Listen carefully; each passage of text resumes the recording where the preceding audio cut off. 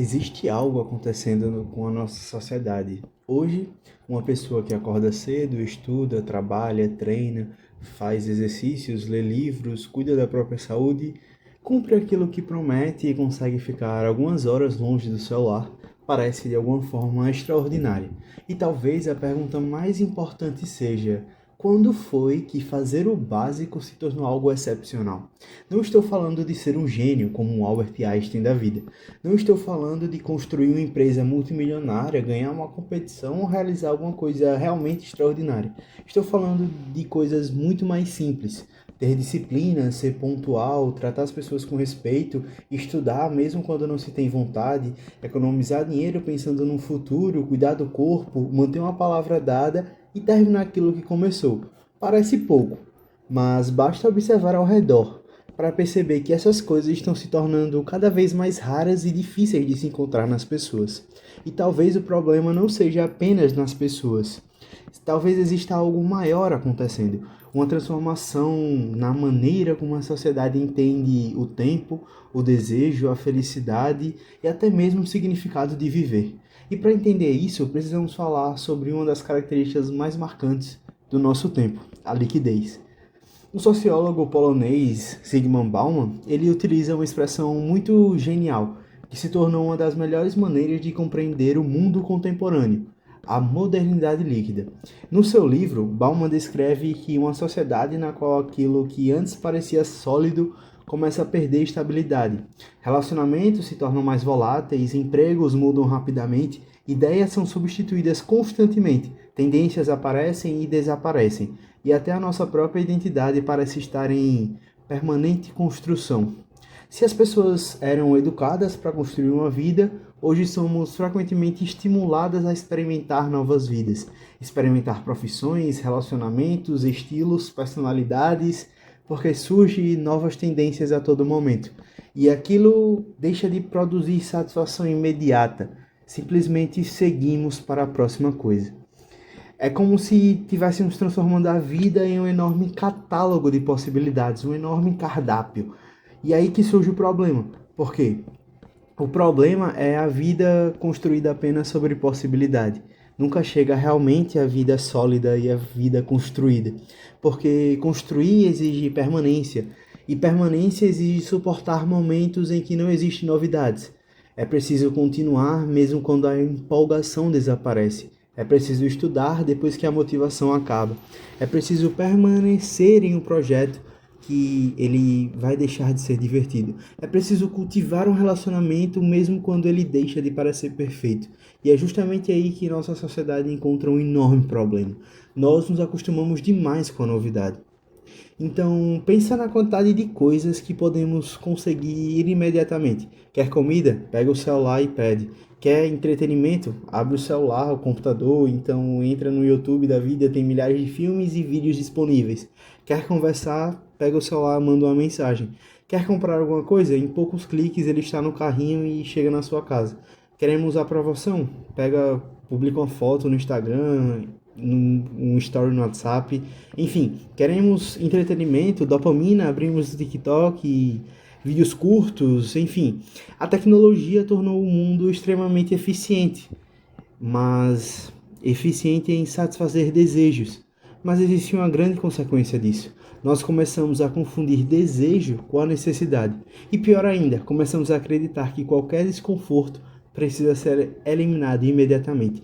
E é aqui que outro pensador contemporâneo se torna importante, que no seu livro A Sociedade do Cansaço, o nome do autor é um nome bem estranho, Byung-Chul Han, acredito que seja isso a pronúncia, não sei. Mas ele descreve que a sociedade é marcada pela busca incessante de desempenho.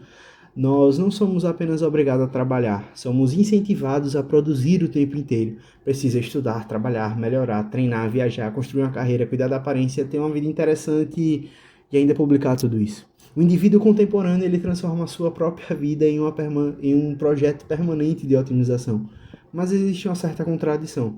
Quanto mais possibilidade temos, mais difícil parece estar satisfeito, porque sempre existe alguém fazendo mais, alguém estudando mais, ganhando mais, viajando mais, treinando mais, e aparentando ter uma vida melhor. Então, começamos a correr atrás de uma versão ideal de nós mesmos que nunca conseguimos alcançar.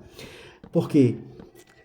Devemos pensar da seguinte forma: mas será que sempre a gente pensou dessa maneira? Aristóteles, há mais de 2000 anos atrás, já discutia uma questão fundamental: o que significa viver bem?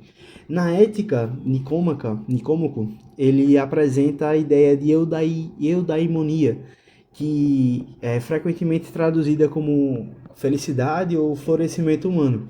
Mas a felicidade aristotélica não é simplesmente sentir prazer. Não estar feliz a todo momento e nem todos os dias, e muito menos conseguir aquilo que desejamos. Para Aristóteles, uma vida boa, uma vida feliz é construída através da prática das virtudes.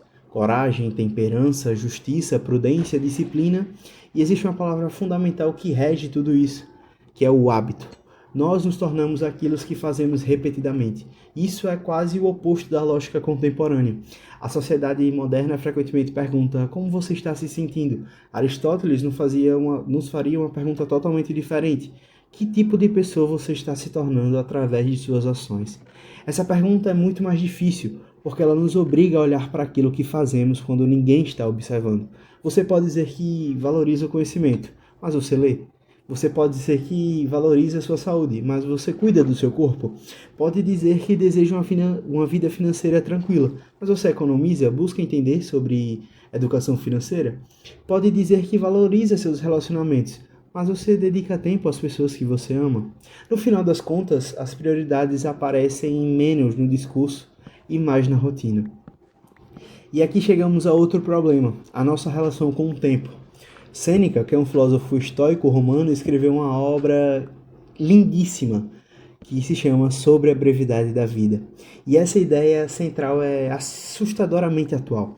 Para Sêneca, o problema não é simplesmente que a vida seja curta, é que desperdiçamos uma enorme parte dela. Gastamos horas com coisas que não lembramos, preocupamos-nos com opiniões de pessoas que não conhecemos, consumimos informações que não nos acrescentam em nada, adiantamos aquilo que realmente importa e não esperamos constantemente pelo momento em que finalmente começamos a viver. Quando eu me formar, quando eu ganhar mais, quando eu conseguir aquele emprego, quando eu comprar aquela casa, quando eu tiver mais tempo. Só que existe um problema: o futuro nunca chega como imaginamos. Então, quando ele chega, torna-se presente. E imediatamente começamos a esperar pelo próximo futuro. Talvez uma das maiores virtudes atualmente seja justamente aprender a pensar a longo prazo. Plantar algo sabendo que você talvez não veja o resultado amanhã. Estudar uma matéria difícil sabendo que o benefício virá daqui a anos. Guardar dinheiro sem saber exatamente quando precisará dele. Cuidar da saúde antes de ficar doente. Construir relacionamentos antes de precisar deles. Isso parece extraordinário hoje porque exige uma capacidade que estamos perdendo: adiar recompensas. E talvez isso, o básico, tenha se tornado tão impressionante. Uma pessoa que não vive em função da aprovação dos outros parece diferente. Uma pessoa que consegue ficar entediada sem pegar o celular parece diferente. Uma pessoa que termina um livro parece diferente. Uma pessoa que chega no horário, cumpre, não se atrasa, parece diferente. Uma pessoa que trabalha sem precisar anunciar cada esforço, ela parece diferente. Uma pessoa que consegue dizer não para um prazer imediato, porque possui um objetivo maior, parece diferente. Mas talvez essas pessoas não sejam extraordinárias. Talvez elas simplesmente estejam fazendo aquilo que durante muito tempo foi considerado normal. Isso nos leva a uma reflexão desconfortável. Talvez tenhamos aumentado tanto nossas expectativas que esquecemos de construir as bases. Queremos sucesso sem ter disciplina. Queremos ter relacionamentos profundos, mas sem ter compromisso. Queremos conhecer, ter conhecimento, parecer inteligente, mas não queremos estudar. Queremos ter saúde sem se sacrificar. Queremos ter dinheiro, mas não ter planejamento, não ter educação financeira. Queremos ter respeito, mas não queremos ter as responsabilidades. Queremos ser felizes, mas não queremos enfrentar as dificuldades. Queremos o resultado, mas não queremos o processo. E a vida não funciona assim. Talvez a resposta não seja abandonar a modernidade. Não precisamos jogar fora nossos celulares, abandonar a internet ou voltar a viver como nossos antepassados. Longe disso. A questão é recuperar a capacidade de escolher. Escolher o que merece nossa atenção. Escolher quais desejos devemos alimentar. Escolher quais prazeres precisamos adiar. Escolher quais relacionamentos queremos cultivar. E escolher onde queremos estar daqui a 5, 10 ou 20 anos. Porque no final das contas, pensar no futuro não significa deixar de viver o presente. Significa viver o presente de maneira que ele não destrua o nosso futuro. Estudar hoje é uma forma de cuidar do nosso futuro. Treinar hoje é uma forma de cuidar do nosso futuro. E principalmente economizar hoje é uma forma de cuidar do nosso futuro.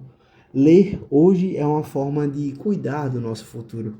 E até descansar, dormir bem, é uma forma de cuidar do nosso futuro. Então a maturidade talvez seja justamente compreender que nem tudo precisa produzir prazeres imediatamente para possuir valor. Talvez a grande revolução da nossa geração não seja fazer algo extraordinário. Talvez seja simplesmente recuperar o valor das coisas ordinárias. Acordar e cumprir o que você prometeu, estudar quando ninguém está cobrando, trabalhar bem mesmo quando ninguém está olhando, cuidar da sua saúde, tratar as pessoas com dignidade e respeito, ler bons livros, guardar dinheiro, cultivar boas amizades, manter a palavra, aprender a esperar e construir alguma coisa que talvez só produza frutos daqui a muitos anos. Em uma sociedade obcecada pela novidade, pela dopamina, permanecer pode ser uma forma de resistência. Uma sociedade obcecada pelo prazer imediato, ter disciplina pode ser uma liberdade.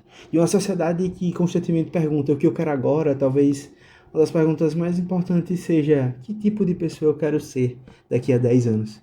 Porque talvez o extraordinário não esteja em fazer coisas gigantescas. Talvez esteja em fazer todos os dias aquilo que parece pequeno e continuar fazendo. É como eu já tinha comentado em alguns vídeos anteriores, a excelência ela é trivial, ela é só a gente fazer todos os dias, repetidamente. O hábito é que constrói tudo isso. Então, é fazer quando ninguém aplaude, quando ninguém percebe, quando não existe recompensa imediata. Porque no final, uma vida extraordinária talvez seja apenas uma vida comum, construída com consistência. E talvez seja justamente isso que estamos esquecendo. O básico não deveria ser extraordinário. Se você gostou desse vídeo, deixa o like e se inscreve no canal. E comenta aqui o que você achou desse vídeo, ou alguma reflexão que lhe deu um insight, ou a parte que mais você gostou.